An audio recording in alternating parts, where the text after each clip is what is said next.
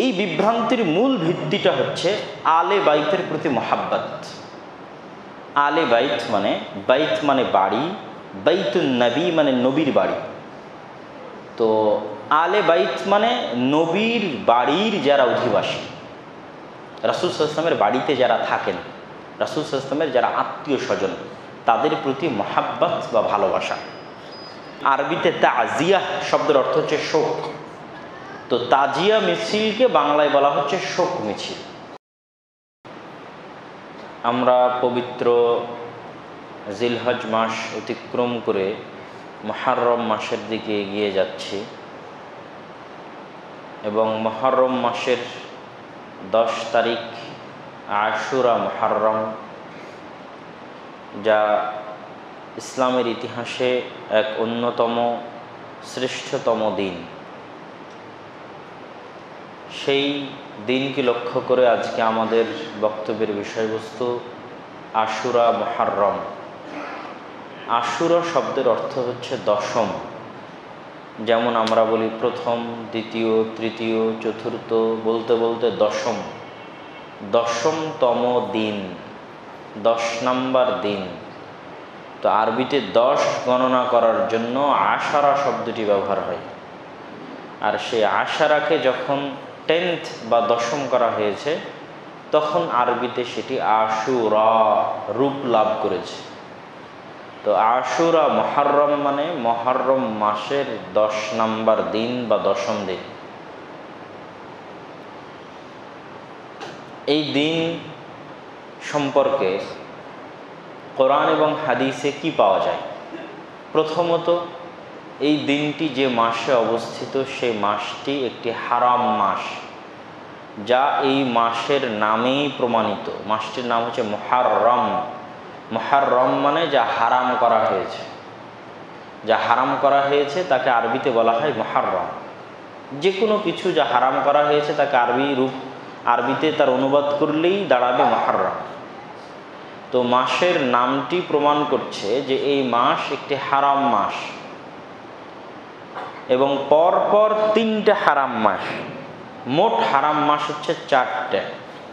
আর এই 4টি হারাম মাস মানুষ নির্ধারণ করেননি, আল্লাহ নির্ধারণ করেছেন। 10 বছর, 15 বছর, 1400 বছর, 2000 বছর থেকে নির্ধারণ করেননি। যেই দিন থেকে আল্লাহ আসমান এবং জমিন সৃষ্টি করেছেন সেই দিন থেকে নির্ধারণ করেছেন। পবিত্র কোরআনে আল্লাহ সুবহানাহু ওয়া তাআলা বলেন, ইন্না ইদ্দাতাশ শুহুর ইনদাল্লাহ 12 শাহরা। আল্লাহর নিকটে মাসের গণনা 12টি। মানুষের নিকটে 12টি এটা বলেননি, মাসের গণনা আল্লাহর নিকটেই 12টি। ফি কিতাবিল্লাহ, আল্লাহ যে তাকদীরের কিতাব লিখেছেন লাওহে মাহফুজ, আল্লাহর কিতাবেই মাসের গণনা 12টা। কবে থেকে? ইয়াউমা খালাকাস সামাওয়াতি ওয়াল আরদ, যেই দিন থেকে আল্লাহ আসমান এবং জমিন সৃষ্টি করেছেন সেই দিন থেকে। যেদিন থেকে আসমান এবং জমিন সৃষ্টি হয়েছে সেদিন থেকে আল্লাহর কিতাবে মাসের গণনা 12টা।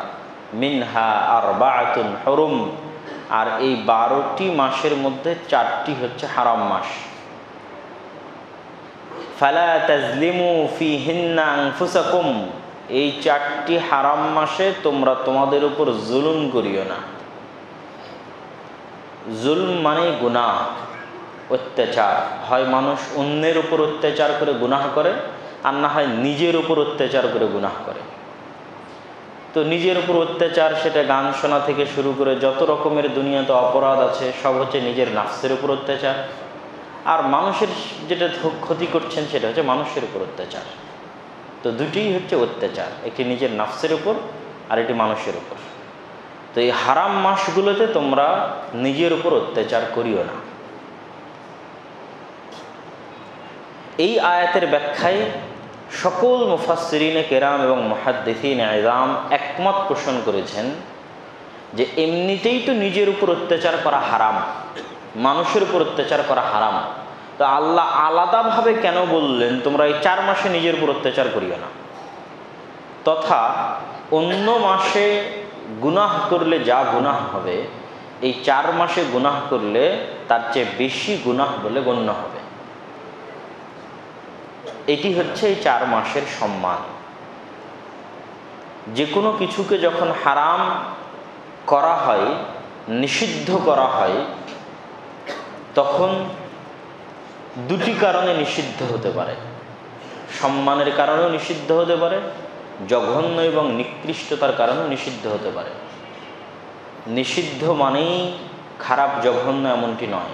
অনেক কিছু আছে যা সম্মানের কারণে নিষিদ্ধ। প্রধানমন্ত্রীর বাসভবনে আপনার প্রবেশ নিষিদ্ধ, এটা প্রধানমন্ত্রীর সম্মান। সেনাবাহিনীর ক্যান্টনমেন্টে আপনার প্রবেশ নিষিদ্ধ, এটা হচ্ছে সেনাবাহিনীর দাপট, ক্ষমতা। আবার অনেক কিছুই নিষিদ্ধ যেটা খারাপ, যেখানে হয়তো আগুন লেগেছে, অগ্নেয়গিরি আছে, সেখানে আপনার প্রবেশ, বা বন্যা এলাকা, আপনার প্রবেশ নিষিদ্ধ। কেন? এটা খারাপের জন্য। তো হারাম এরিয়া আছে, হারাম মাস আছে, এবং মানুষও হারাম। তাহলে হারাম এরিয়া কি? মক্কার হারাম এরিয়া, মদিনার হারাম এরিয়া, যেই এরিয়ার মধ্যে বিধর্মীদের প্রবেশ নিষিদ্ধ, যেই এরিয়ার মধ্যে বাহিরের অনেক হালাল কাজ হারাম। বাহিরে গাছ কাটা হালাল, পাখি শিকার করা হালাল, কিন্তু এই হারাম এরিয়ার মধ্যে গাছ কর্তন করা, পাখি শিকার করা, এগুলো হারাম। ঠিক হাজিরা যখন এহরাম বাঁধে, ওটাও হারাম। এহরাম হারাম থেকে এসেছে। হাজিরা যখন এহরাম বাঁধে, তখন এমন কিছু হালাল কাজকে নিজের উপর হারাম করে নেয় যা এহরামের বাইরে হালাল।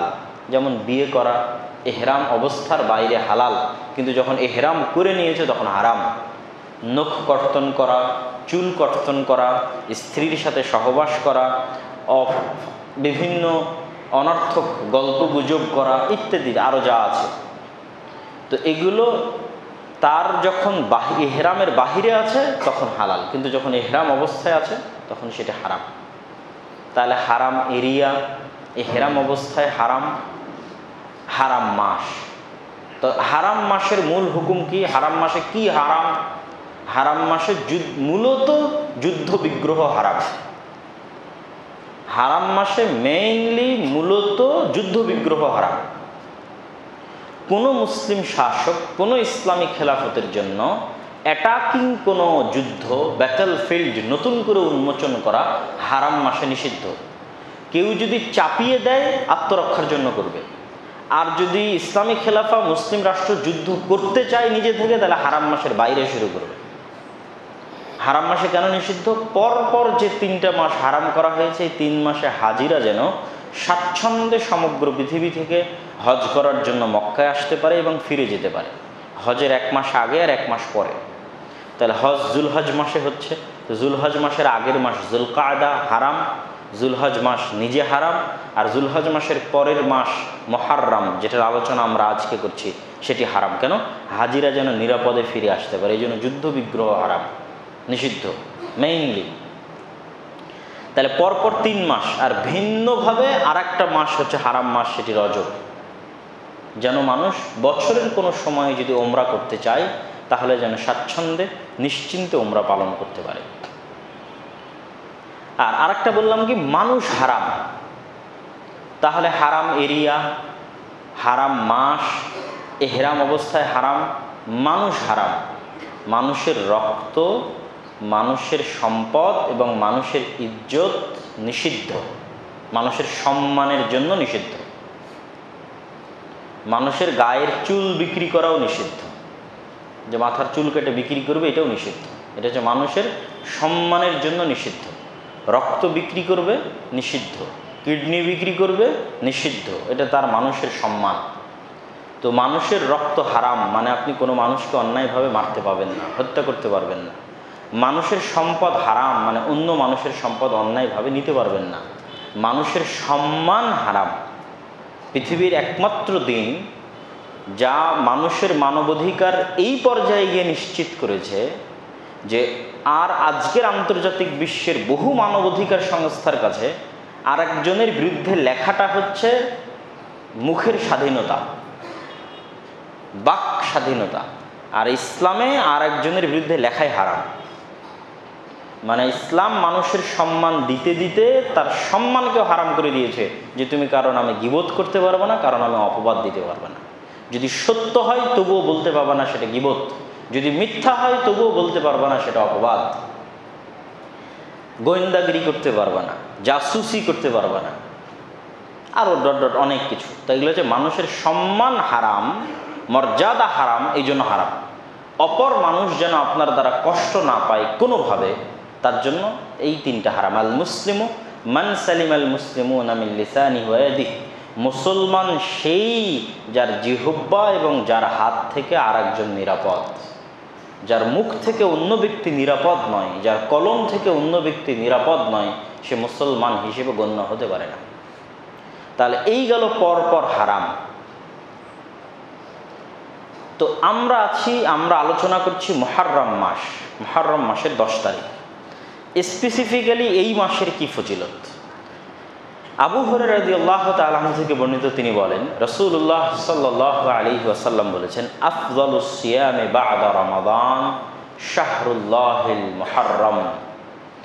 রমজানের পরে আল্লাহ সুবহানাহু তাআলার নিকটে সর্বোত্তম সিয়াম হচ্ছে আল্লাহর মাস মুহররম মাসের সিয়াম।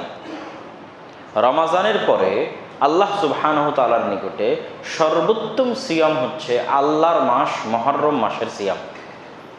মুহাদ্দিসগণ যদিও বলছেন এই হাদিসের বাহ্যিক দিক প্রমাণ করে যে পুরো মুহররম মাসে সিয়াম পালন করা যেতে পারে মানুষ চাইলে, ঠিক যেমন শাবান মাস। তবে রাসূল সাল্লাল্লাহু আলাইহি ওয়াসাল্লাম কিছুদিন বাধ্যগত আর কিছুদিন সুন্নাত ও নফল হিসেবে সিয়াম পালন করেছেন, সেটি মুহররমের 10 তারিখ। তো আব্দুল্লাহ ইবনে আব্বাস রাদিয়াল্লাহু তাআলা আনহু থেকে বর্ণিত, তিনি বলেন লাম্মা কাদিমান নবিয়্যু সাল্লাল্লাহু আলাইহি ওয়াসাল্লাম, যখন আল্লাহর নবী মদিনায় আসলেন হিজরত করে, তো ইয়াসুমুনা ইয়াওমান ইয়ানি আশুরা, তো তিনি ইহুদিদেরকে দেখলেন যে তারা একদিন সিয়াম পালন করে, সেই দিনটি হচ্ছে আশুরার দিন, মুহররম মাসের 10 নম্বর দিন। তো আল্লাহ নবী ইহুদিদেরকে এই দিন সম্পর্কে জিজ্ঞেস করলে তারা বললেন, হাদা ইয়াউমুন আযীম নাজ্জাল্লাহু ফীহি মূসা ওয়া আগরাকা আলা ফিরআউন। আসলে এই দিনটি পৃথিবীর ইতিহাসের এক মহানতম দিন, যেই দিনে আল্লাহ সুবহানাহু তাআলা মূসা আলাইহিস সালাতু ওয়াস সালামকে নাজাত দিয়েছিলেন, আর ফিরআউন এবং তার সেনাবাহিনীকে সমুদ্রের অতল গহ্বরে ডুবিয়ে হত্যা করেছিলেন। তথা নাজাতে মূসার দিন আর ফিরআউনের ধ্বংস ও পতনের দিন। ফাসামা মূসা শুকরান লিল্লাহ। তো এই দিনে তারপর থেকে প্রত্যেক বছর মূসা আলাইহিস সালাতু ওয়াস সালাম সিয়াম পালন করতেন আল্লাহর শুকরিয়া আদায় করার জন্য, যে এই দিনে আল্লাহ সুবহানাহু ওয়া তাআলা আমাকে ফিরআউনের মতো পৃথিবীর ইতিহাসের এক ভয়ঙ্করতম ভয়াবহতম শাসকের কবল থেকে মুক্তি দিয়েছেন, তাও সম্পূর্ণ আল্লাহর দয়ায়, আমার কোনো শক্তি ক্ষমতায় নয়। তো এই জন্য আল্লাহ সুবহানাহু ওয়া তাআলার শুকরিয়া আদায় স্বরূপ আমি এই দিনে সিয়াম পালন করব। ফাসামা মূসা শুকরান লিল্লাহ। তো মূসা আলাইহিস সালাতু ওয়াস সালাম সিয়াম পালন করতেন আল্লাহর শুকরিয়া আদায় করার জন্য। তখন মুহাম্মদ সাল্লাল্লাহু আলাইহি ওয়াসাল্লাম বললেন, আনা আউলা বিমূসা মিনহুম, আমি মূসার শুকরিয়া আদায়করণের বেশি হকদার তোমাদের চাইতে। তোমরা যারা ইহুদি আছো তাদের চাইতে আমি মুহাম্মদ সাল্লাল্লাহু আলাইহি ওয়াসাল্লাম বেশি হকদার যে মূসা আলাইহিস সালামের খুশিতে খুশি হব আর মূসা আলাইহিস সালাতু ওয়াস সালামের দুঃখে দুঃখ পাবো। ফাসামাহু ওয়া আমারা বিসিয়ামিহি, রাসূল সাল্লাল্লাহু আলাইহি ওয়াসাল্লাম সিয়াম রাখলেন এবং সিয়াম রাখার আদেশ দিলেন, তথা সিয়াম এটা ফরজ হয়ে গেল। এবং এই সিয়াম যে কিছুদিন ফরজ ছিল তার প্রমাণে আয়েশা রাদিয়াল্লাহু তাআলা আনহা বলেন, عن عائشة رضي الله تعالى عنها قالت كانت قريش تصوم عاشوراء। আয়েশা রাদিয়াল্লাহু তাআলা আনহা বলছেন, জাহিলি যুগেও মানুষ আশুরার সিয়াম পালন করত, ফিল জাহিলিয়া, জাহিলি যুগে। ওয়া কানা নবী সাল্লাল্লাহু আলাইহি ওয়াসাল্লাম ইয়াসুমুহু, আল্লাহর নবীও জাহিলি যুগে, মাক্কি যুগে, মক্কা থেকে হিজরত করার পরে এই দিনে সিয়াম পালন করতেন। কিন্তু ফালাম্মা হাজারা, যখন তিনি হিজরত করলেন মদিনায় আর ইহুদিদের নিকট থেকে কারণটা জানলেন, আমারা বিসিয়ামিহি, তখন তিনি মুসলমানদেরকে এই দিনে সিয়াম পালনের ওপেন আদেশ দিলেন।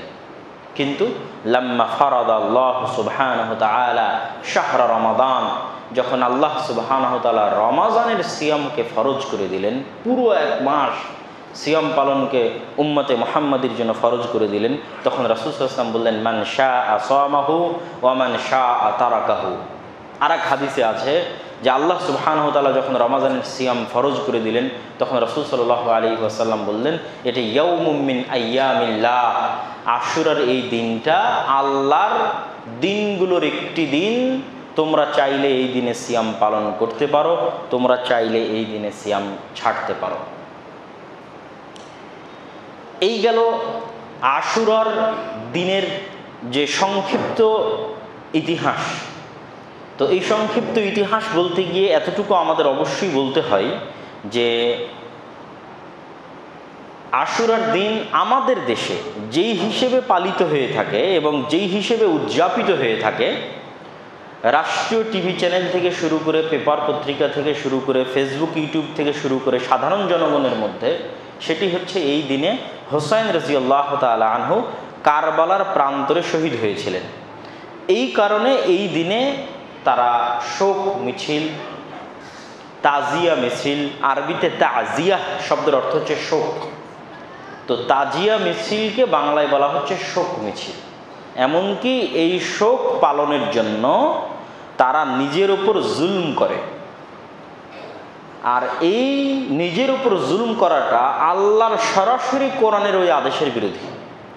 যে আয়াতটা দিয়ে আজকের বক্তব্য আমরা শুরু করেছি, যে আয়াতে আল্লাহ বলছেন যে 4টা মাস আমি হারাম করেছি, তার একটা মাস মুহররম, এই মাসগুলোতে তোমরা নিজেদের উপর জুলুম করিও না।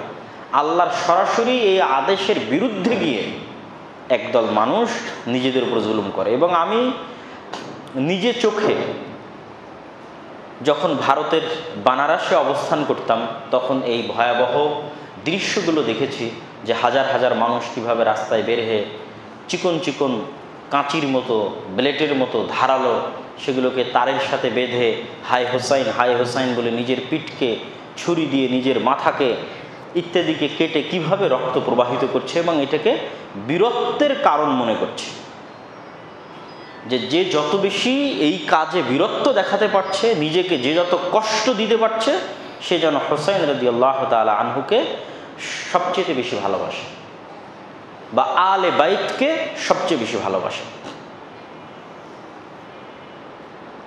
তো এই যে আশুরার দিনের এই বিভ্রান্তি সম্পর্কে কিছু তথ্য আমাদের জানা থাকা দরকার, এবং এই দিনের যে প্রকৃত ইতিহাস, যেটা হাদিস থেকে আমরা জানলাম, সেটাও আমাদের জানা থাকা দরকার।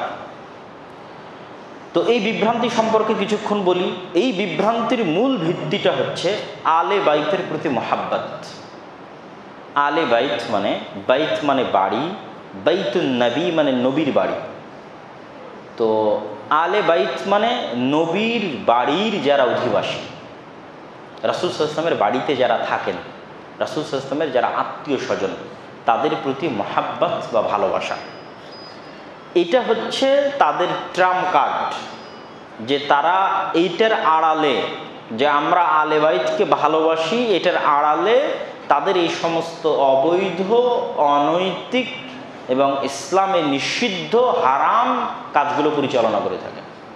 কিন্তু সামনে দেখায় কি, যে আমরা হচ্ছে আলে বাইতকে ভালোবাসি, আর যারা আমরা আহলুস সুন্নাহ ওয়াল জামাআহ আছি, আমরা হচ্ছে আলে বাইতের শত্রু, নাউযুবিল্লাহি মিন যালিক। তো আমরা আলে বাইতকে ভালোবাসি না, তার সবচেয়ে বড় দলিল হচ্ছে রাসূলুল্লাহ সাল্লাল্লাহু আলাইহি ওয়াসাল্লাম আমাদেরকে যেই দরুদ শিক্ষা দিয়ে গেছেন, সেই দরুদ, আল্লাহুম্মা সাল্লি আলা মুহাম্মাদিন ওয়া আলা আলি মুহাম্মাদ।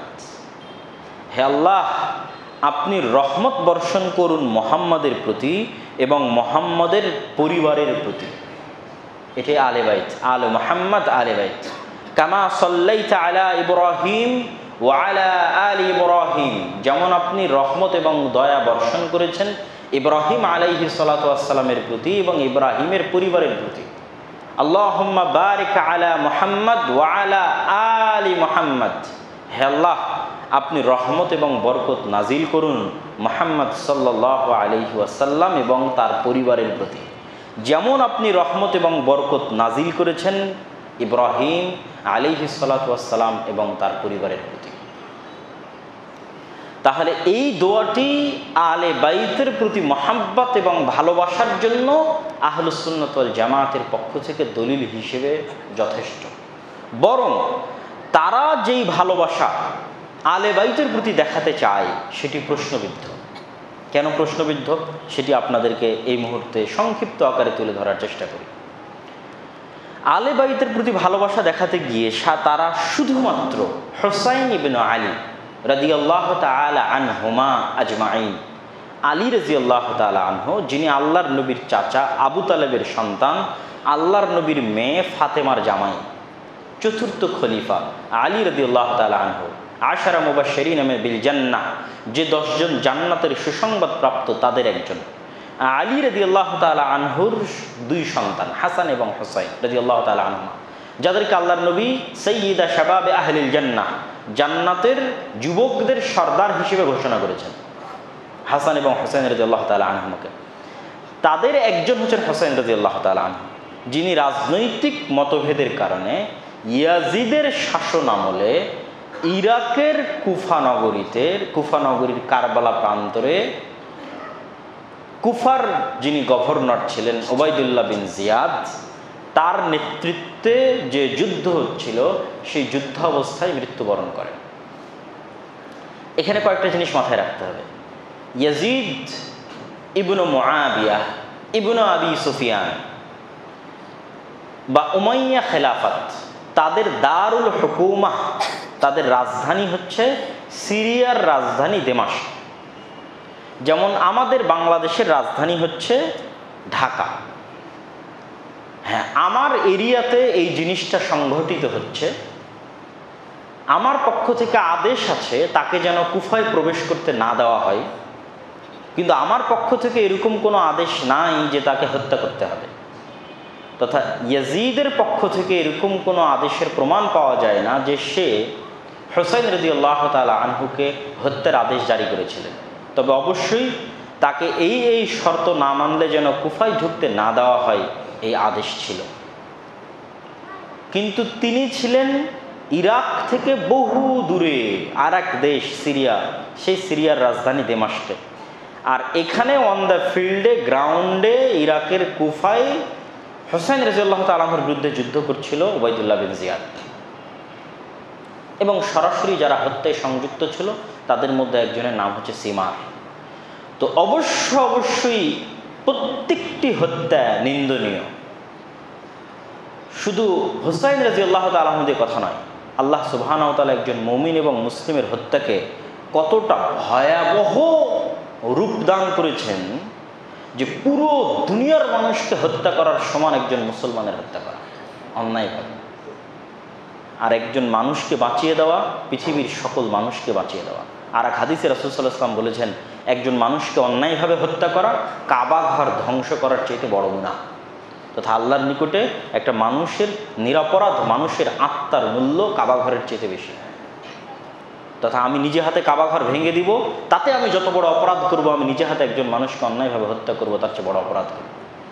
তো হত্যা অবশ্যই নিন্দনীয়, কিন্তু আমাদের মাথায় রাখতে হবে যে ইসলামের ইতিহাসে এরকম মাজলুম অবস্থায় হুসাইন রাদিয়াল্লাহু তাআলা আনহুর চাইতেও যারা শ্রেষ্ঠতম তারা নিহত হয়েছে। যেমন ওমর রাদিয়াল্লাহু তাআলা আনহু মানুষের আক্রমণে হত্যায় নিহত হয়েছে। উসমান রাদিয়াল্লাহু তাআলা আনহু, যিনি 3য় খলিফা, তাকে কোরআন পাঠরত অবস্থায় তার ঘরের মধ্যে চারিদিক থেকে আবদ্ধ করে মানুষ তাকে হত্যা করেছে। এরকম আরও বহু বড় বড় সাহাবী তারা বিভিন্ন রাজনৈতিক কারণে হত্যার শিকার হয়েছে। তো হুসাইন রাদিয়াল্লাহু তাআলা আনহুর হত্যা যেমন কষ্ট এবং দুঃখ এবং হৃদয় বিদারক, উসমান রাদিয়াল্লাহু তাআলা আনহুর হত্যাও কষ্ট এবং হৃদয় বিদারক, ওমর রাদিয়াল্লাহু তাআলা আনহুর হত্যাও কষ্ট এবং হৃদয় বিদারক, আলী রাদিয়াল্লাহু তাআলা আনহুর হত্যাও কষ্ট এবং হৃদয় বিদারক। কিন্তু তাদের কোনো হত্যাকে কোনো মুসলমানদের কোনো শাসক রাজনীতিকরণ করেননি। যে সেই হত্যাকে পুঁজি করে আমি আবার কিছু বিজনেস করব। রাজনীতিকরণ, যেমন আমাদের দেশের ইতিহাসের অনেক কিছু রাজনীতিকরণ হয়েছে। মুক্তিযুদ্ধের রাজনীতিকরণ হয়েছে। রাজনীতিকরণ হয়ে এখন বাংলাদেশের যারা সাধারণ নাগরিক তারা চাকরি পাবে মাত্র 40 থেকে 44%।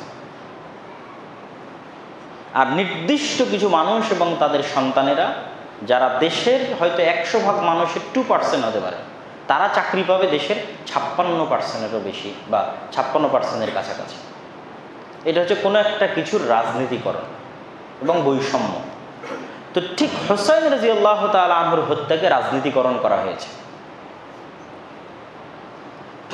এবং হুসাইন রাদিয়াল্লাহু তাআলা আনহুর হত্যাকে রাজনীতিকরণ করার পিছনের সবচেয়ে বড় উদ্দেশ্য হচ্ছে পারস্য বা ইরানের যে সাম্রাজ্য আছে তাদের নিজস্ব ইতিহাস এবং ঐতিহ্যকে টিকিয়ে রাখা। আলে বাইতের প্রতি ভালোবাসা নয়। আলে বাইতের প্রতি ভালোবাসা কেন নয় সেটাও আপনাদেরকে খুলে বলি। আলে বাইত যদি আলী রাদিয়াল্লাহু তাআলা আনহু মুহাম্মদ সাল্লাল্লাহু আলাইহি ওয়াসাল্লামের মেয়ে ফাতেমাকে বিবাহ করার জন্য, ফাতেমা রাদিয়াল্লাহু তাআলা আনহাকে বিবাহ করার জন্য আলে বাইতের অন্তর্ভুক্ত হন, তাহলে আল্লাহর নবীর আরেক সাহাবী উসমান রাদিয়াল্লাহু তাআলা আনহু, যিনি আল্লাহর নবীর 2 মেয়েকে বিবাহ করেছেন, রুকাইয়া এবং উম্মে কুলসুম রাদিয়াল্লাহু তাআলা আনহুমা, তাহলে তার সাথে কেন শত্রুতা? তাহলে তো এটা কোশ্চেন কালো আলে বাইতের প্রতি ভালোবাসা না। যিনি 1 মেয়েকে বিবাহ করলেন তার প্রতি সীমাহীন ভালোবাসা, আর যিনি 2 মেয়েকে বিবাহ করলেন তার প্রতি তো আর একটু বেশি ভালোবাসা হওয়া উচিত ওসমান রাদিয়াল্লাহু তাআলা আনহুর প্রতি, কিন্তু তার প্রতি বিদ্বেষ। আর যদি আমি বলি রাসূল সাল্লাল্লাহু আলাইহি ওয়াসাল্লামের চাচা আবু তালেবের সন্তান হওয়ার জন্য আলী ইবনে আবি তালেব রাদিয়াল্লাহু তাআলা আনহু এবং তার পরবর্তী সন্তানদের প্রতি অত্যধিক ভালোবাসা থাকে, তা আবু তালেবের তো আরও সন্তান ছিল, যেমন জাফর ইবনে আবি তালেব। মুতার যুদ্ধে রাসূল সাল্লাল্লাহু আলাইহি ওয়াসাল্লাম যাকে সেনাপতি করেছিলেন এবং যিনি মুতার যুদ্ধে শহীদ হয়ে গেছিলেন, যার শাহাদতের খবর শুনে রাসূল সাল্লাল্লাহু আলাইহি ওয়াসাল্লামের মদিনায় 2 চোখ দিয়ে অশ্রু ঝরছিল। এবং রাসূল সাল্লাল্লাহু আলাইহি ওয়াসাল্লাম যখন মক্কায় অবস্থানরত তখন আবিসিনিয়ায় যেই কাফেলাগুলো হিজরত করেছিল, ইথিওপিয়ায় হাবাসায় যেই কাফেলাগুলো হিজরত করেছিল, ওই হিজরত করা কাফেলাগুলোর সর্দার ছিলেন জাফর ইবনে আবি তালেব। এবং হাবাসার বাদশার দরবারে মুসলমানদেরকে থাকার জায়গার ব্যবস্থা করে দেওয়ার যে আলোচনা মুনাজারা, সেটাতে নেতৃত্ব দিয়েছিলেন জাফর ইবনে আবি তালেব রাদিয়াল্লাহু তাআলা আনহু। তার সন্তানেরা তো আছে, তার সন্তানেরা কি আলে বাইতের অন্তর্ভুক্ত নয়? রাসূল সাল্লাল্লাহু আলাইহি ওয়াসাল্লামের শুধু একজন চাচা ছিলেন না যারা ইসলাম গ্রহণ করেছেন। রাসূল সাল্লাল্লাহু আলাইহি ওয়াসাল্লামের আরেক চাচা হামজা ইবনে আব্দুল মুত্তালিব, তিনি ইসলাম গ্রহণ করেছেন। রাসূল সাল্লাল্লাহু আলাইহি ওয়াসাল্লামের আরেক চাচা আব্বাস ইবনে আব্দুল মুত্তালিব রাদিয়াল্লাহু তাআলা আনহুমা, তিনিও ইসলাম গ্রহণ করেছেন। তো আব্বাস ইবনে আব্দুল মুত্তালিবের নিজের ছেলে হচ্ছে আব্দুল্লাহ বিন আব্বাস রাদিয়াল্লাহু তাআলা আনহু, যার অসংখ্য হাদিসের গ্রন্থে ঘুরে বেড়াচ্ছে। তো তারা কি আলে বাইতের অন্তর্ভুক্ত নয়? তাহলে রাসূল সাল্লাল্লাহু আলাইহি ওয়াসাল্লামের স্ত্রীরা কি আলে বাইতের অন্তর্ভুক্ত নয়? আল্লাহ সুবহানাহু ওয়া তাআলা নিজে কোরআন মাজিদে রাসূল সাল্লাল্লাহু আলাইহি ওয়াসাল্লামের স্ত্রীদেরকে আলে বাইতের অন্তর্ভুক্ত বলে ঘোষণা করেছেন। আল্লাহ সুবহানাহু ওয়া তাআলা কোরআন মাজিদে ইয়া নিসা আন-নবী লাসতুন্না কাআহাদিম মিনান নিসা, সূরা আহজাবের 32 এবং 33 নম্বর আয়াত। হে নবীগণ, হে নবীর স্ত্রীগণ, ইয়া নিসা আন-নবী, হে নবীর স্ত্রীগণ, তোমরা অন্য সাধারণ মহিলাদের মতো নও। তারপর আল্লাহ সুবহানাহু ওয়া তাআলা তাদেরকে আদেশ দিচ্ছেন পর্দা করবে, ঘর থেকে বের হবে না, ডট ডট ডট দিয়ে শেষে কোরআনের আয়াতের শেষে ইন্নামা ইউরিদুল্লাহ লিইউযহিবা আনকুমুর রিজসা আহলাল বাইতি ওয়া ইতাহহিরাকুম তাতহীরা। আল্লাহ সুবহানাহু ওয়া তাআলা আহলুল বাইত, এতক্ষণ যে আলে বাইত আমরা শব্দ ব্যবহার করলাম সেটি আহলুল বাইত। আল্লাহ সুবহানাহু ওয়া তাআলা মুহাম্মদ সাল্লাল্লাহু আলাইহি ওয়াসাল্লামের পরিবারকে অপবিত্রতা থেকে পবিত্র করতে চান। ভালো অমন্দ কোনো জিনিস যেন তার পরিবারে প্রবেশ না করে, এই জন্য তিনি এই বিধান নাজিল করছেন তার স্ত্রীদের জন্য। এখানে আল্লাহ সুবহানাহু ওয়া তাআলা তার স্ত্রীদেরকে সরাসরি আহলুল বাইত বলে সম্বোধন করেছেন। তো আয়েশা রাদিয়াল্লাহু তাআলা আনহা কে? আল্লাহর নবীর স্ত্রী, উম্মাহাতুল মুমিনিন। কিন্তু আয়েশা রাদিয়াল্লাহু তাআলা আনহার প্রতি মন ভরা বিদ্বেষ, বুক ভরা হিংসা, আয়েশা রাদিয়াল্লাহু তাআলা আনহার নামে ছাগলকে প্রহার করা, আয়েশা রাদিয়াল্লাহু তাআলা আনহাকে মক্কা মদিনা বিজয় করতে পারলে তার কবর থেকে তুলে তার লাশকে আগুনে জ্বালিয়ে দেওয়া এবং আয়েশা রাদিয়াল্লাহু তাআলা আনহাকে গালি দেওয়া, আর মুখে মুখে বলবেন আপনি আলে বাইতকে ভালোবাসেন। তাহলে আপনি আহলে বাইতকে ভালোবাসার ট্রাম্প কার্ড ব্যবহার করে কোনো দুরভিসন্ধি আপনার আছে যে রাজনীতি আপনি করতে চাচ্ছেন।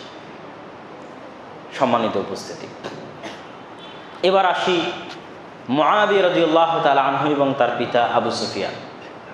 ইয়াজিদের জন্য আমাদের কোনো কথা নাই, আমরা ইয়াজিদের পক্ষেও না, আমরা ইয়াজিদের বিরুদ্ধেও না, আমরা ইয়াজিদের প্রশংসাও করতে চাই না, আমরা ইয়াজিদকে অভিশাপও দিতে চাই না। ইয়াজিদের যদি কোনো অপরাধ থাকে তার বিচার আল্লাহ সুবহানাহু ওয়া তাআলা কিয়ামতের মাঠে করবেন। ইয়াজিদ আমাদের নিকটের সাধারণ 10 জন মুসলমানের মতো একজন মুসলমান, সাধারণ 10 জন মুসলিম শাসকের মতো একজন মুসলিম শাসক। হাজ্জাজ ইবনে ইউসুফ মুসলিম শাসক, অত্যাচার করত, জুলুম করত, তার মতো একজন মুসলিম শাসক ইয়াজিদ। কিন্তু মুআবিয়া রাদিয়াল্লাহু তাআলা আনহু, ইয়াজিদের বাবা মুআবিয়া রাদিয়াল্লাহু তাআলা আনহু এবং তার বাবা আবু সুফিয়ান রাদিয়াল্লাহু তাআলা আনহু দুইজনই আল্লাহর নবীর সাহাবী। তাদের দুইজনকে অপমান করা, অপদস্থ করা, গালিগালাজ করা এবং আলে বাইতের শত্রু হিসেবে চিহ্নিত করা, আমরা এটির শক্ত বিরোধী। দুটো কারণ বলি। এক, মুআবিয়া ইবনে আবি সুফিয়ান রাদিয়াল্লাহু তাআলা আনহুরাও রাসূল সাল্লাল্লাহু আলাইহি ওয়াসাল্লামের বংশধর। কিভাবে রাসূল সাল্লাল্লাহু আলাইহি ওয়াসাল্লামের বংশধর? রাসূল সাল্লাল্লাহু আলাইহি ওয়াসাল্লামের বংশনামা হচ্ছে মুহাম্মদ ইবনে আব্দুল্লাহ ইবনে আব্দুল মুত্তালিব ইবন হাশিম ইবন আব্দে মানাফ, আব্দে মানাফের ছেলে হাশিম, হাশিমের ছেলে আব্দুল মুত্তালিব, আব্দুল মুত্তালিবের ছেলে আব্দুল্লাহ, আব্দুল্লাহর ছেলে মুহাম্মদ সাল্লাল্লাহু আলাইহি ওয়াসাল্লাম। তো এই যে আব্দে মানাফ, যার ছেলে হাশিম, বানু হাশিম, এই আব্দে মানাফের আর এক ছেলের নাম হচ্ছে আব্দে শামস।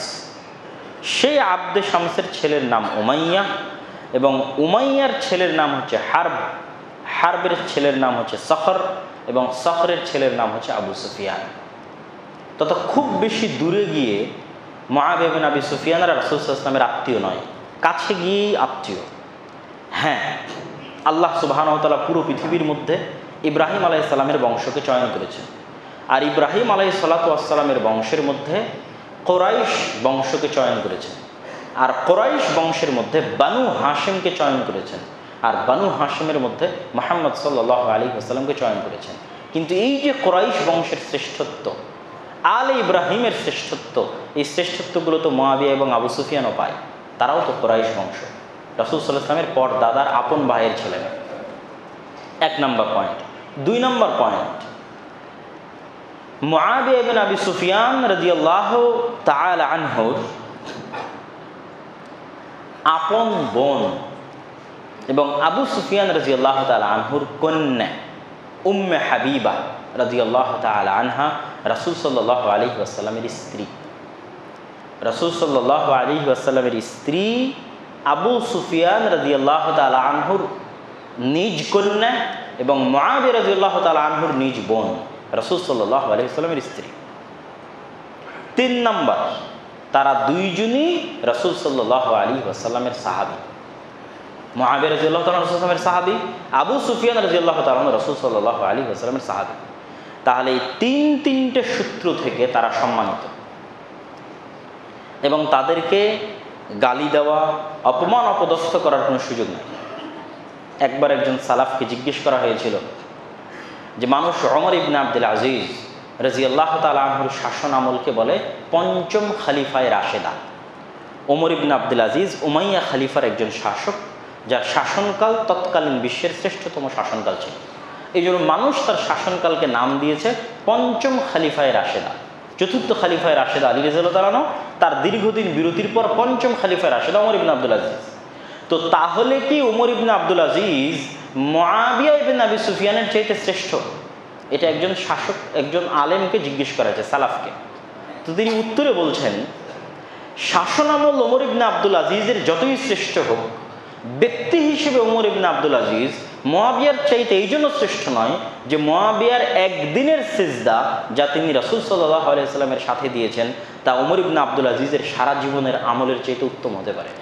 আল্লাহু আকবার। যে মুআবিয়া রাদিয়াল্লাহু তাআলা আনহু যে একটা সিজদা, একটি রাকাত, একটি ওয়াক্ত সালাত রাসূল সাল্লাল্লাহু আলাইহি ওয়াসাল্লামের সাথে আদায় করেছেন, তাকে নবী বিশ্বাস করে আদায় করেছেন, আল্লাহর প্রতি পূর্ণ বিশ্বাস রেখে আদায় করেছেন, পূর্ণ সাহাবী হয়ে আদায় করেছেন, তা ওমর ইবনে আব্দুল আজিজের সারা জীবনের আমলের চেয়ে বেশি হয়ে যেতে পারে আল্লাহর দাড়িপাল্লায়, আল্লাহ সুবহানাহু ওয়া তাআলার নিকটে। এবং রাসূল সাল্লাল্লাহু আলাইহি ওয়াসাল্লাম বলে গেছেন যে তোমাদের কারো উহুদ পাহাড়ের সমান স্বর্ণ দান করা আর রাসূল সাল্লাল্লাহু আলাইহি ওয়াসাল্লামের একজন সাহাবীর এক মুষ্টি আল্লাহর রাস্তায় দান করা সমপরিমাণ হওয়া কঠিন আছে। বরং তাদের ঈমান এবং তাদের আকীদা আমাদের চাইতে শ্রেষ্ঠ, তাদের বিশ্বাস, তাদের মর্যাদা আমাদের চাইতে শ্রেষ্ঠ, এটা আমাদের মানতে হবে। দুঃখজনক হলেও সত্য যে পৃথিবীর আর অন্য দুটি দিন, ইহুদি ধর্ম এবং খ্রিস্টান ধর্ম, ইহুদি ধর্মের নবী মুসা আলাইহিস সালাতু ওয়াস সালাম আর খ্রিস্টান ধর্মের নবী ঈসা আলাইহিস সালাতু ওয়াস সালাম, তাদের যারা সাহাবী ছিল, যেমন ঈসা আলাইহিস সালামের সাহাবীদের বলা হতো হাওয়ারি, আর মুসা আলাইহিস সালামের সাহাবীরা হচ্ছে বানু ইসরাঈল। তো তাদের যারা সাহাবী ছিল তাদেরকে তাদের পরবর্তী মানুষরা শ্রেষ্ঠতম মানুষ হিসেবে গণ্য করেছে।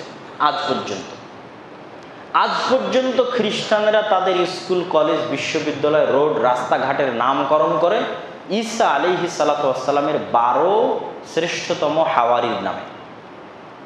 তাহলে মুসা আলাইহিস সালাতু ওয়াস সালামের সাহাবীরা যদি ইহুদিদের নিকটে তাদের মানুষদের মধ্যে সর্বশ্রেষ্ঠ মানুষ হয়, ঈসা আলাইহিস সালাতু ওয়াস সালামের সাহাবীরা যদি, হাওয়ারিরা যদি খ্রিস্টানদের নিকটে তাদের মধ্যে সর্বশ্রেষ্ঠ মানুষ হয়, তাহলে এই নিকৃষ্ট রাফিজিদের নিকটে আমার নবী মুহাম্মদ সাল্লাল্লাহু আলাইহি ওয়াসাল্লাম কত খারাপ যে আমার নবীর সাহাবীরা তাদের নিকটে দুনিয়ার সবচেয়ে নিকৃষ্ট মানুষ। নাউযুবিল্লাহি মিন যালিক। এটা তো আমার নবীকে ছোট করা। যে আলী রাদিয়াল্লাহু তাআলা আনহু নিজে বলছেন যে রাসূল সাল্লাল্লাহু আলাইহি ওয়াসাল্লামের সাথে আমাদের যখনই সাক্ষাৎ হতো, যখনই কথা হতো, তার মুখ দিয়ে শুধু একটা বাক্যই বের হতো 99% সময়। কি সেই বাক্য? জিতু আনা ওয়া আবু বকর ওয়া উমর, দাখালতু আনা ওয়া আবু বকর ওয়া উমর, খারাজতু আনা ওয়া আবু বকর ওয়া উমর। যে কোনো ঘটনা আল্লাহর নবী বলা শুরু করতেন, তার 99% সময় ঘটনার বাক্য এমন হতো যে আজকে আমি আবু বকর আর ওমর ওখানে গেছিলাম, আজকে আমি আবু বকর আর ওমর এই কাজটা করেছি, আজকে আমি আবু বকর এবং ওমর এই বাড়ি থেকে বের হয়েছি। তথা মানুষের তো বিভিন্ন ঘটনা থাকে তার জীবনে। তো রাসূল সাল্লাল্লাহু আলাইহি ওয়াসাল্লামের সাথে যখনই সাক্ষাৎ হতো, তো কোনো কিছু যখন বলতেন, তখন 99% সময় এটা থাকতো যে আমি আবু বকর ওমর, আমি আবু বকর ওমর, আমি আবু বকর ওমর। তো যেই আবু বকর এবং ওমর 24 ঘন্টা রাসূল সাল্লাল্লাহু আলাইহি ওয়াসাল্লামের সাথে থাকলেন, সে আবু বকর ওমর যদি খারাপ হয়, তাহলে রাসূল সাল্লাল্লাহু আলাইহি ওয়াসাল্লাম তো ভালো হতে পারে না। তাহলে আজকের যারা রাফিজি, তাদের নিকটে যদি ওমর রাদিয়াল্লাহু তাআলা চিরশত্রু হয়, ঘৃণার পাত্র হয়, তাহলে অবশ্যই বাই ডিফল্ট আমার নবী মুহাম্মদ সাল্লাল্লাহু আলাইহি ওয়াসাল্লাম তার কাছে ঘৃণার পাত্র। নাউযুবিল্লাহি মিন যালিক। অতএব মুহাম্মদ সাল্লাল্লাহু আলাইহি ওয়াসাল্লামের নাতি হোসেন রাদিয়াল্লাহু তাআলার প্রতি মাত্রাতিরিক্ত ভালোবাসা দেখানোর পিছনে অন্য কোনো রাজনীতি আছে, অন্য কোনো দুরভিসন্ধি আছে। না হলে আল্লাহর নবীর এই সাহাবীদের প্রতি বিদ্বেষ কেন? সম্মানিত উপস্থিতি, সেই দুরভিসন্ধি এবং সেই রাজনীতির কথা আমরা আমাদের বহু বক্তব্যে তুলে ধরেছি। সেটি হচ্ছে জাতিগতভাবে পারস্যরা খুবই আত্ম অহমিকা সম্পন্ন জাতি। পারস্য মানে যারা ফার্সিতে কথা বলে, আহলে ফারিস, পারস্য। তো ইসলাম পৃথিবীর যেখানেই প্রবেশ করেছে সেখানে ওই অঞ্চলের মানুষের ভাষা, সংস্কৃতি, কৃষ্টি, কালচার সব পরিবর্তন করে দিয়েছে। কোথায় আন্দালুস, স্পেন, মক্কা থেকে যদি ইরানের রাজধানীর দূরত্ব মাপা হয়, তাহলে মক্কা থেকে স্পেনের আন্দালুস অনেক বেশি দূর হবে, 2 ডবল 3 ডবল হবে। অথচ স্পেনে যখন ইসলাম গেছে, তখন স্পেনের মানুষ নিজের ভাষাই ভুলে গেছে। ওদের ভাষা কী ছিল সেটা ভুলে গেছে। আরবি হয়ে গেছে ওদের ভাষা, ইসলামের কৃষ্টি কালচার হয়ে গেছে ওদের কৃষ্টি কালচার। কিন্তু একমাত্র পারস্যরা ইসলামকে পরিপূর্ণরূপে, পূর্ণাঙ্গরূপে হৃদয়ঙ্গম করতে পারেনি। মন থেকে উদখুলু ফিস-সিলমি কাফা, পরিপূর্ণরূপে ইসলামে প্রবেশ করে, এটা তারা পারেন। এটি না পারার কারণে তাদের যেই রাজকুমারী বন্দী অবস্থায় কাদিসিয়ার যুদ্ধ পরবর্তী ওমর রাদিয়াল্লাহু তাআলা আনহুর শাসন আমলে পারস্য সাম্রাজ্য মাটির নিচে, পায়ের নিচে তছনছ হয়ে যায়। তো পারস্য সাম্রাজ্যের রাজকুমারী যখন বন্দী অবস্থায় মদিনায় আসে, তখন ওমর রাদিয়াল্লাহু তাআলা আনহু তার শ্রেষ্ঠত্ব এবং তার মর্যাদার কারণে, যেহেতু সে আরেক রাজার কন্যা, তার শ্রেষ্ঠত্ব, তার মর্যাদার কারণে হোসাইন রাদিয়াল্লাহু তাআলা আনহুর সাথে বিবাহ বন্ধনে আবদ্ধ করে দেয় ওমর রাদিয়াল্লাহু তাআলা আনহু নিজে, তার শাসন আমলে, তার খেলাফত আমলে, রাজকুমারীর সম্মানের কারণে। এই একটা ওসিলা বা অজুহাত তারা পেয়ে যায় যে হোসাইন রাদিয়াল্লাহু তাআলা এবং তার পরবর্তী বংশধরকে যদি আমরা ধরে রাখতে পারি, তাহলে ওই যে আমাদের অতীত পারস্য সাম্রাজ্যের একটা নিশানি, একটা আলামত বা একটা চিহ্ন আমরা ধরে রাখতে পারলাম। অতএব হোসাইন রাদিয়াল্লাহু তাআলা এবং তার সন্তানেরাই আমাদের কাছে সব কিছু। আর যার হাতে আমাদের পারস্য সাম্রাজ্য ধ্বংস হয়ে গেল, ওমর রাদিয়াল্লাহু তাআলা, সে হচ্ছে আমাদের সবচেয়ে বড় শত্রু। এইটা ছাড়া আর কোনো কারণ আমাদের জানা নাই। লজিক্যাল আর কি কারণ হতে পারে ওমর রাদিয়াল্লাহু তাআলাকে গালি দেওয়ার আর আয়েশা রাদিয়াল্লাহু তাআলাকে গালি দেওয়ার আর তাদের সাথে শত্রুতা করার? তো সম্মানিত উপস্থিতি, অতএব কখনোই এটি আলে বাইতের প্রতি ভালোবাসা নয়, বরং এটি ইসলামের প্রতি বিদ্বেষ এবং এক দুরভিসন্ধিমূলক রাজনীতি। অতএব 10ই মুহররম আনন্দের দিন, খুশির দিন। এই আনন্দের দিন, এই খুশির দিন ঘোষণা হয়েছে হোসাইন রাদিয়াল্লাহু তাআলা আনহুর ওই দিনে মৃত্যুর বহু আগে। আর যখন রাসূল সাল্লাল্লাহু আলাইহি সাল্লাম মারা গেছেন তখন তো ওহী আসা বন্ধ।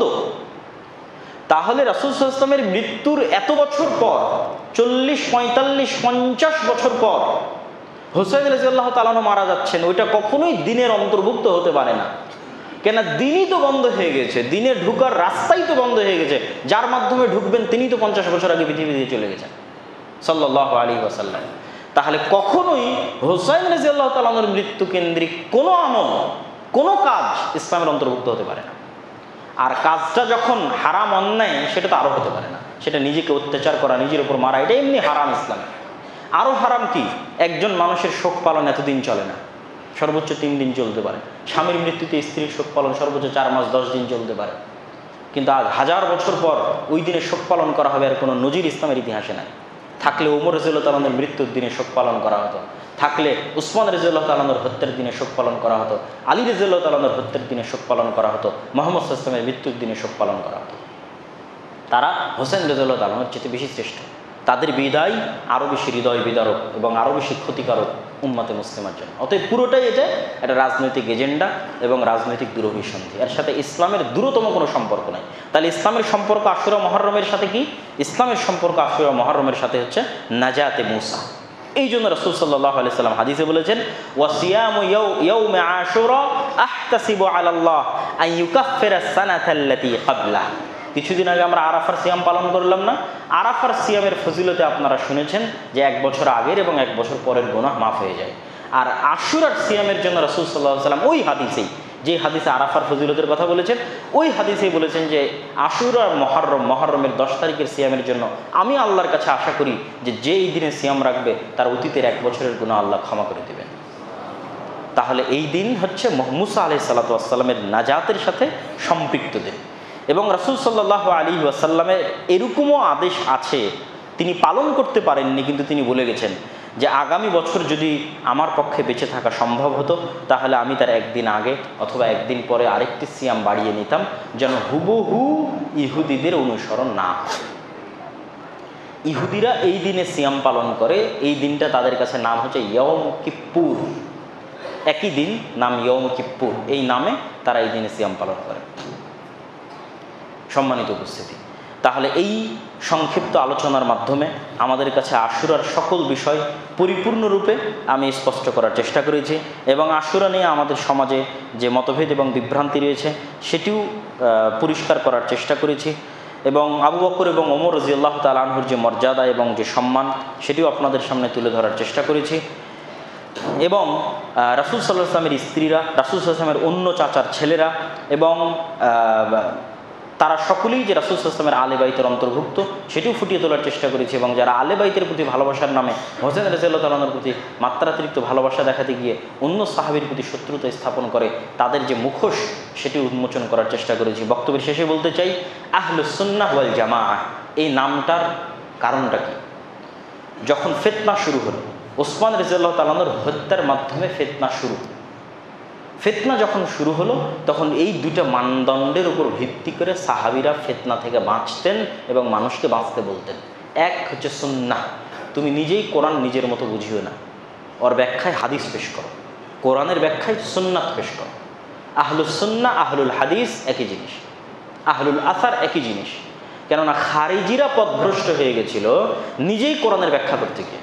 মাল্লাম ইয়াহকুম বিমা আনজালাল্লাহ ফাউলাইকা হুমুল কাফিরুন, যে আল্লাহর বিধান অনুযায়ী ফায়সালা করে না সব কাফের, দিয়ে তারা আলী রাদিয়াল্লাহু তাআলা আনহুকে কাফের বলে দিয়েছে, মুআবিয়া রাদিয়াল্লাহু তাআলা আনহুকে কাফের বলে দিয়েছে, এবং তারা আদেশ জারি করেছে তাদের হত্যা করতে হবে। নাউযুবিল্লাহি মিন যালিক। তখন আব্দুল্লাহ বিন আব্বাস তাদেরকে বোঝানোর জন্য গেছেন খারিজিদের কাছে এবং হাদিস দিয়ে দলিল দিচ্ছেন যে এই আয়াতের যে ব্যাখ্যা তোমরা আজকে করতেছো, এই আয়াত আল্লাহর নবী সবচেয়ে ভালো বুঝে, আমরা সাহাবীরা সবচেয়ে ভালো বুঝি, হাদিসের আলোকে আমাদের বুঝের আলোকে এই আয়াতের ব্যাখ্যা না। তাহলে গেল আহলুস সুন্নাহ। দুই, এবার শিয়াদের যখন আবির্ভাব হলো, এরা মাত্র 5 জন সাহাবী বাদে বাকি সবকে ঘৃণার পাত্র বানিয়ে দিল। সালমান ফারসি, আবু যার গিফারি, হাসান, হুসাইন, আলী রাদিয়াল্লাহু তাআলা আনহুম আজমাইন।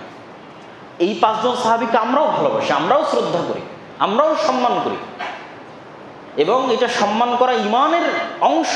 আল্লাহর নবী নিজে বলে গেছে হাসান এবং হোসেন রাদিয়াল্লাহু তাআলা আনহু জান্নাতের যুবকদের সর্দার, আলী রাদিয়াল্লাহু তাআলা আনহুকে জান্নাতি আল্লাহর নবী নিজে ঘোষণা করে গেছেন। আলী রাদিয়াল্লাহু তাআলা আনহু চতুর্থ খলিফা, তিনি জান্নাতের সুসংবাদ প্রাপ্ত, তিনি আল্লাহর নবীর জামাই। অতএব তাদের সম্মানে আমরা কোনো কমতি করি না, কিন্তু এই 5 জনকে বাদ দিয়ে বাকি সব সাহাবীকে ছোট করা, অপমান করা, অপদস্থ করা, মুআবিয়াকে, আবু সুফিয়ানকে, আবু বকরকে, ওমরকে, আল্লাহর নবীর স্ত্রী আয়েশা রাদিয়াল্লাহু তাআলা আনহাকে, ওমর রাদিয়াল্লাহু তাআলা আনহুর কন্যা আল্লাহর নবীর স্ত্রী হাফসা রাদিয়াল্লাহু তাআলা আনহাকে, উসমান রাদিয়াল্লাহু তাআলা আনহুকে, যিনিও আল্লাহর নবীর জামাই, এক কন্যার নয় 2 কন্যার জামাই, তাদের প্রতি যে বিদ্বেষ, এটা কখনোই ইসলাম হতে পারে না। এই জন্য দ্বিতীয় পয়েন্ট দাঁড় করানো হয়েছে ওয়াল জামাআহ, আহলুস সুন্নতি ওয়াল জামাআহ। জামা মানে জামাতুস সাহাবা, সাহাবীদের জামাতকে ভালোবাসতে হবে, প্রত্যেকটা সাহাবীকে ভালোবাসতে হবে। এই দুটো মানদণ্ডের উপর আপনি এখন সঠিক আকীদা এবং আমলের উপর থাকতে পারবেন। 1, কোরআনের ব্যাখ্যা করবেন সুন্নাত দিয়ে। 2, কোনো সাহাবীর প্রতি বিদ্বেষ রাখবেন না, সব সাহাবীর প্রতি সম্মান এবং মর্যাদা এবং ভালোবাসা রাখবেন, তাহলেই আপনি সঠিক দিন এবং সঠিক আমলের উপর আছেন। আল্লাহ সুবহানাহু ওয়া তাআলা আমাদেরকে আশুরা মুহররমের সিয়াম পালন করার সুন্নাত অনুযায়ী তৌফিক দান করুক। এই দিনের যে বিভ্রান্ত আকীদাগুলো রয়েছে, এই বিভ্রান্ত আকীদাগুলো থেকে বেঁচে থাকার তৌফিক দান করুক, আল্লাহুম্মা আমিন। বক্তব্যের শেষে আপনাদের কাছে করজোড়ে অনুরোধ থাকবে যে আমাদের যে প্রকাশনীগুলো রয়েছে, যে বক্তব্যগুলো রয়েছে, যে লেখনীগুলো রয়েছে, সেগুলোকে মূল্যায়ন করার চেষ্টা করবেন। বিশেষ করে মাসিক আল ইতিসাম আমাদের সবসময় আসা হয় না, মাসে হয়তো একবার আসার সুযোগ হয়। তো মাসিক আল ইতিসাম এই পত্রিকার সাথে শুধু বাংলাদেশের বড় বড় আলেম জড়িত নয়, বরং ভারতেরও বড় বড় আহলুল হাদিস আলেম জড়িত। প্রায় 4 থেকে 5 জন ভারতের বড় পণ্ডিত, যারা জামিয়া সালাফে ডাঙ্গিপাড়া পবা রাজশাহীর শিক্ষক,